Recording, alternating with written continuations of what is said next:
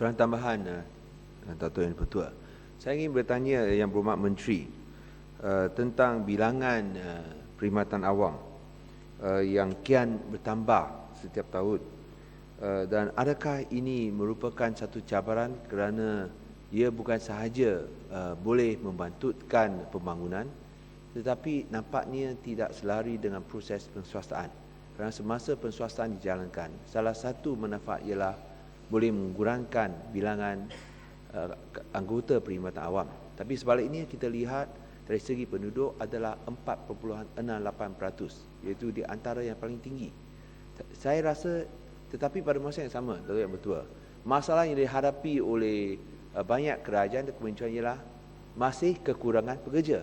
So di sini mengapa ada keadaan sedemikian di mana sungguh pun bilangan perkhidmatan awam adalah yang paling tinggi di dunia, tapi kita masih kekurangan anggota perkhidmatan awam. Adakah perkhidmatan awam macam seekor dinosaur di mana badannya besar tapi dipimpin hanya oleh sebilangan pegawai elit yang mahu mara ke depan tetapi tak berkemampuan. Macam kita lihat Ketua Setiausaha Negara cuba untuk membawa kepimpinan, tapi nampaknya semua usahanya tak berdaya kerana kerja yang dia terpaksa buat, badan terlalu besar, susah untuk tarik. Dan seperti untuk akhirnya satu istilah, adakah Yang Berhormat setuju bahawa untuk buat reformasi dalam perkhidmatan awam adalah macam cuba menolak seekor gajah ke atas bukit?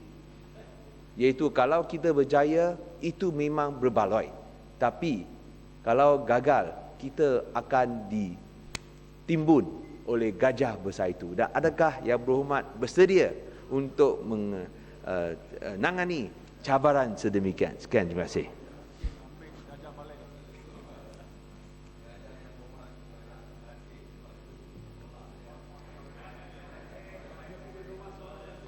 Gajah yang berhormat itu, gajah tidak dilatih. Sebab tu kena tolak. Tapi kalau gajah yang dilatih, ya, dia tengok tuan dia tahu boleh dia jalan sendiri je. Tahu kan? Tuan Ketua, memang betul seperti mana Yang Berhormat sebut. Saya dengar suara tapi orang tak nampak sana. Siapa dia tu? Ya. Tuan Ketua. Tuan Ketua, saya betul Yang Berhormat sebut. Ya, Berhormat sebut iaitu bahawa kira-kira 15-20 tahun dahulu kita telah banyak menswastakan ataupun mengkorporatiskan perkhidmatan awam ini dengan tujuannya bukan untuk mengurangkan jumlah perkhidmatan awam, tetapi untuk memastikan supaya tindakan yang diambil di dalam jabatan-jabatan tersebut itu akan lebih menampakkan sebagai sebuah korporat supaya dia lebih efisien. Ya, dia bukan untuk kurangkan jumlah pekerja perkhidmatan awam. Dia untuk menjadikan jabatan itu lebih efisien. Namun Yang Berhormat, 20 tahun kemudian bermakna bahawa negara berkembang. Berjaya ke tak? Negara berkembang, jadi oleh kerana itu tunggu masalah Syah Alam. Sebab PAS dia mesti ada disiplin. Yang ni seorang tak ada disiplin ni. Jadi Jadi Yang Berhormat, apabila 20 tahun kemudian tidak mungkin, iaitu kalau kita telah berjaya mengurangkan perkhidmatan awam itu kepada mungkin 800,000 orang pada ketika itu kita korporatiskan. 20 tahun kemudian negara berkembang. Takkan kita boleh bergantung kepada 800,000, sudah tentulah bila negara berkembang, jadi kemajuan juga berkembang, kita perlu kepada lebih ramai anggota pentadbiran awam. Jadi jumlah itu jangan dijadikan sebagai satu perkara yang memungkinkan kita memikirkan itu bahawa ini kerana pentadbiran awam ini inefisien. Dia bukan begitu, ya.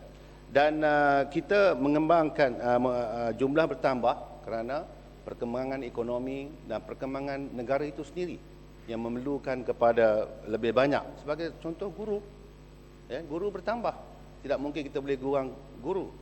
Lepas itu juga macam polis. Kita nak tambah 5,000 lagi untuk kita nak menjaga keselamatan, bertambah lagi. Kemudian SPRM ada